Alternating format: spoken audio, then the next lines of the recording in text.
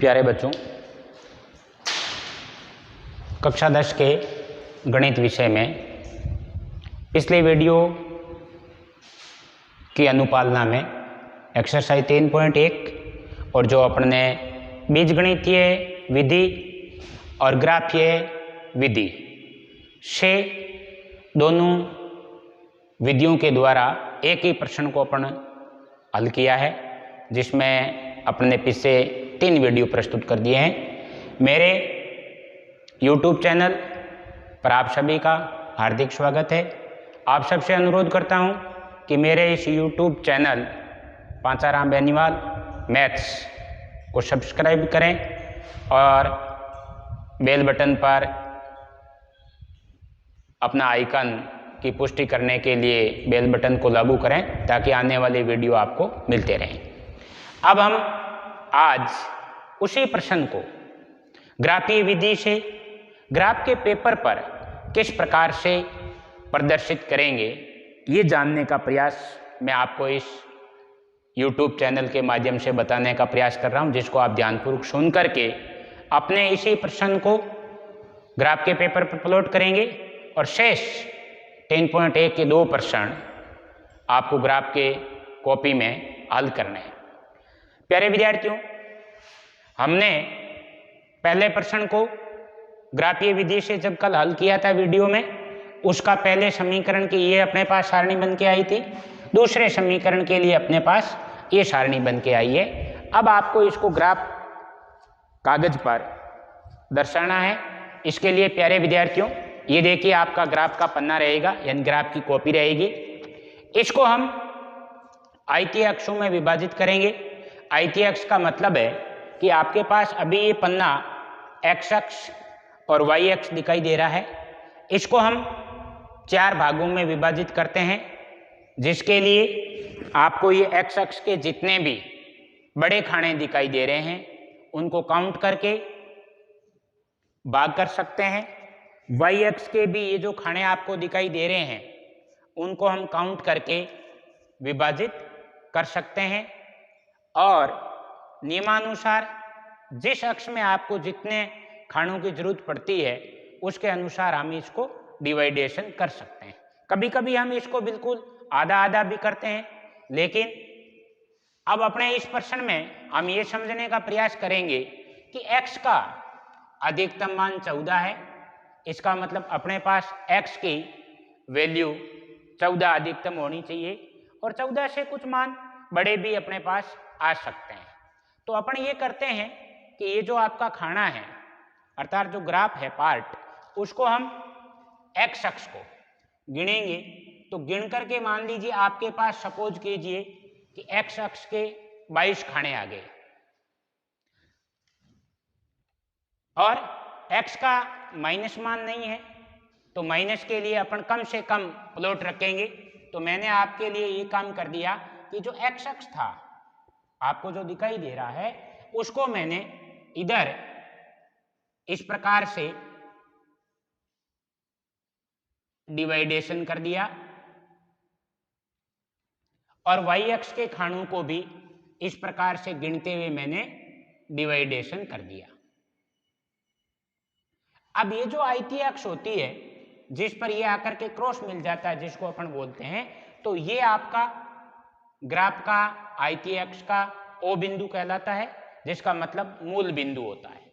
ये आपका x है, ये आपका x डैश रहेगा, ये आपका y है और ये आपका y डैश रहेगा। x डैश और y डैश के अंदर अंकों को माइनस में लिखा जाता है, x और y के अंदर अंकों को प्लस में लिखा जाता है। x o x डैश यानी आपकी x अक्ष है और y o y डैश आपकी y अक्ष है। इस प्रकार से हम पैमाने को पहले सेट कर देते हैं और उसके आधार पर आगे का काम करते हैं। तो देखिए, अब आपके पास जो एक बड़ा खाना है, जैसे ये बड़ा खाना, ये भी बड़ा खाना, ये बड़ा खाना, इस प्रकार से ये बड़े खाने आते रहेंगे। इसी प्रकार से आपके y में ये बड़े खाने आते रहेंगे। इस प्रकार से अब आपको इन्हीं को अंकों को देखते हुए आपको प्लॉट करना है। अब चूंकि हमारे पास x का अधिकतम मान 14 है तो हम इसका पैमाना सेट करते हैं। यदि 1, 2, 3, 4 से हम यदि अंकों को लिखना शुरू करते हैं तो 14 खाने होते हैं, जो कि इम्पॉसिबल सी बात होती है। इसका मतलब जब x के या y के आपके मान बड़े दिखाई दे रहे हैं तो हम जो स्केल निर्धारण करते हैं उसको हम 1 की बजाय 2 का पैमाना ले सकते हैं। यदि ये मान 2 से भी इम्पॉसिबल होते हैं, नहीं बन सकते हैं, उस स्थिति में हम पैमाने को और 2 के स्थान पर 5 करेंगे।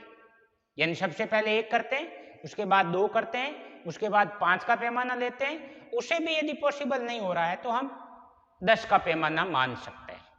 तो आपको ये देख लेना है कि x पर हम क्या पैमाना सेट करेंगे। तो x पर हम 2 का पैमाना सेट करते हैं कि 2, 4, 6, 8, 10, 12, 14 इस प्रकार से हम लिखते हैं। यही पैमाना माइनस के लिए रहेगा, -2, -4, -6। प्यारे बच्चों, x अक्ष के भांति आपको y अक्ष के अधिकतम मान देखने हैं।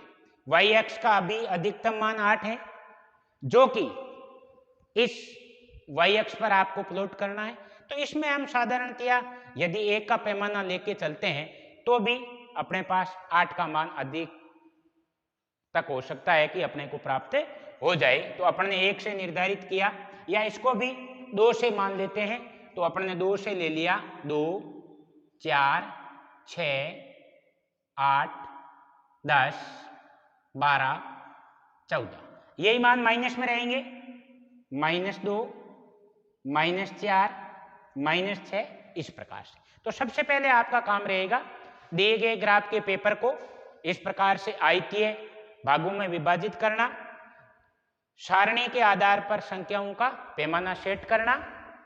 अब आपको सारणी 1 और सारणी 2 की सहायता से जो x और y के मान दिए गए हैं उनको इस ग्राफ के पेपर पर प्लॉट करना है। तो देखिए विद्यार्थियों, किस प्रकार से करेंगे।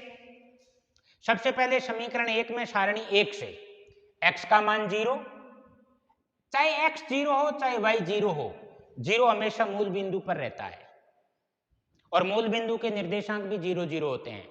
तो x का मान 0 यानी ये 0 रह गया। उस समय y का मान 6 है, y ये भी है, y ये भी है। विद्यार्थियों, ये y माइनस में है जिसको अपन डैश से अंकित करते हैं, और ये y का मान 6 प्लस में है।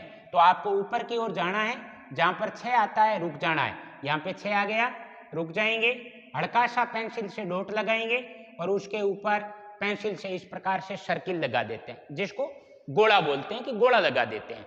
छोटा सा लगाएंगे, ज्यादा बड़ा नहीं करेंगे। तो ये मान हो गया आपका 0, 6, जिसको हम क्या पढ़ेंगे 0, 6। अगला x का मान 7 है, 7 ढूंढेंगे, ये x प्लस की तरफ 7 है। तो 7 देखो, 6 दिखाई दे रहा है, 8 दिखाई दे रहा है। 6 और 8 के बीच छोटे छोटे आपको 10 खाने मिलेंगे। 5 खानों पर एक कम गहरी लाइन है, उस गहरी कम लाइन का मतलब 7 हो गया। 7 पे y का मान भी 7 है। तो इधर आप आएंगे तो ये 6 था और ये आपके बीच में 7 हो जाएगा। अप्रोक्सीमेटली यहाँ पर आप बिंदु लगा करके गोला लगा देंगे, ये 7 पे 7 मान हो गया। ठीक इसी प्रकार x का मान 14, 14 आपको दिखाई दे रहा है, y का मान 8 है, 14 वाली लाइन पे चलेंगे, 8 आपको सीधा सीधा सा दिखाई दे रहा है। 8 पे आकर के आपने बिंदु लगा दिया और ऊपर गोला बना दिया, तीनों बिंदु लगा दिए। अब आपको तीनों बिंदुओं को स्केल से मिलाना है, और तीनों बिंदु यदि हमेशा एक सरल रेखा में आ जाते हैं, सीधी रेखा में मिल जाते हैं, इसका तात्पर्य ये होता है कि आपने जो मान निकाले हैं सारणी में वो बिल्कुल सही निकाले हैं। और यदि गलत होंगे तो इसका मतलब है तीनों बिंदु एक सरल रेखा में नहीं आएंगे। तो आपको समझ लेना है कि हमारा प्रश्न कहीं न कहीं गलत हुआ है। स्केल की सहायता से हम इसको मिला देते हैं और इस प्रकार से रेखा को आगे बढ़ा देते हैं। क्योंकि आपके पास 2 रेखाएं हैं, इसका मतलब समीकरण 1 कि ये जो रेखा आई है उस रेखा पर आपको मूल समीकरण लिख देना है, और मूल समीकरण था आपके पास x माइनस 7y प्लस 42 बराबर 0। ये आपकी पहली समीकरण से पहली ग्राफ की रेखा प्राप्त हो गई है। ठीक इसी प्रकार से आपको दूसरे समीकरण की रेखा को भी यहाँ पर प्लॉट करना है। अब शायद मुझे विश्वास है कि आपने उस रेखा को जैसे समझा है, इसी प्रकार से इन बिंदुओं को आप खुद लगाने का पूरा प्रयास करते हुए सफल हो जाएंगे। तो देखिए, मैं एक बार आपको पुनः बताता हूं। x का मान 0, it's means x is 0, y -2 है, -2 आपको नीचे दिखाई दे रहा है, यहां बिंदु लगाएंगे, यहां पर आप गोला बना देंगे। अगला x का मान 3, x का मान 3, 2 और 4 के बीच 3, y का मान -1, -1 का मतलब यहां पर आपका बिंदु रहेगा ये -1।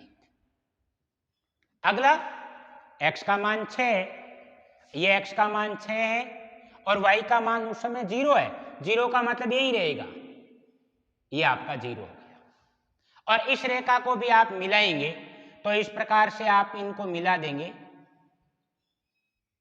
ये सीधी रेखा से मिल जाएगी। और इस रेखा का समीकरण आपके पास था x माइनस 3y माइनस 6 बराबर 0। ये इस प्रकार से आपने ग्राफ पे दोनों लाइनों को प्लॉट कर दिया।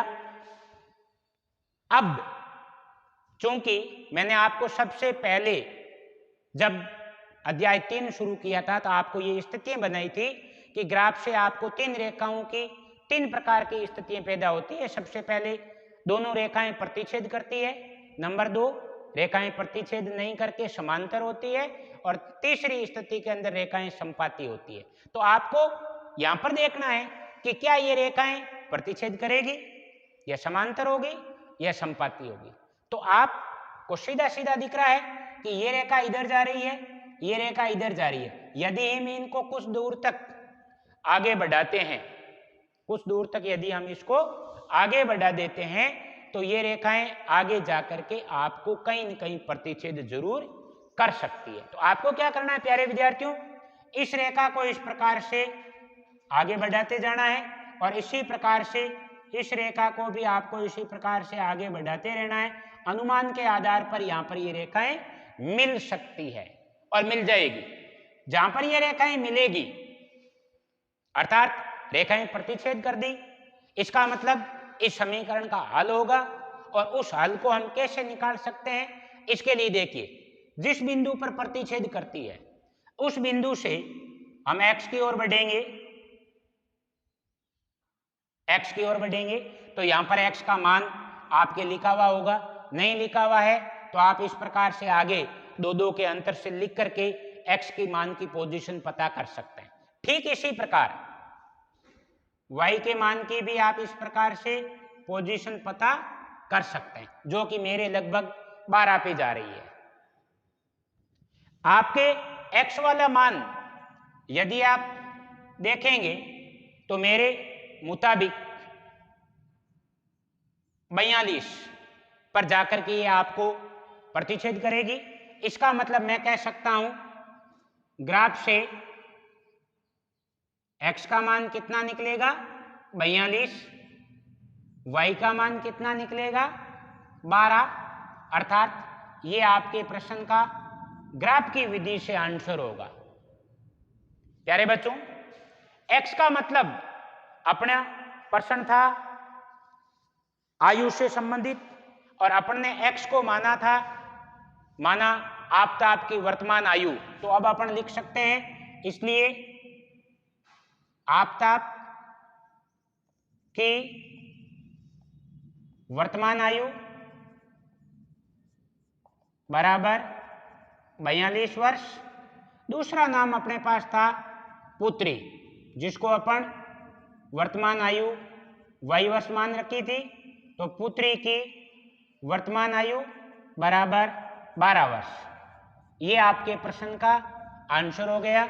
इस प्रकार से हम ग्राफ विधि से प्रश्न को हल कर सकते हैं। प्यारे विद्यार्थियों, अभी आपको एक काम और करना है, इसी ग्राफ पेपर पर आपको पैमाना भी लिखना है। जो मैं आपको इधर लिख रहा हूं, आपको इस ग्राफ के भाग पर लिख देना है। पैमाना किस प्रकार से लिखते हैं? सबसे पहले एक्स एक्स डैश अक्ष पर, जिसको अपन एक बड़ा खाना बोलते हैं, उस बड़े खाने की दूरी हमेशा 1 सेंटीमीटर के बराबर होती है, तो अपन लिखते हैं 1 सेंटीमीटर। और आपने जितना जितना अंतर रखा है उस अंतर को हम यहाँ पर लिखते हैं। एक्स अक्ष पर कितना अंतर लिखा है? 2, और इसको क्या बोलेंगे? 2 इकाई। इकाई का अर्थ, जैसे अभी अपने प्रश्न आयु से संबंधित है, इसका मतलब वर्ष हो सकता है, रुपए है तो रुपए हो सकता है, और कोई है तो उसको और लिख सकते हैं। साधारण भाषा में हम उसको क्या लिख सकते हैं? इकाई लिख सकते हैं।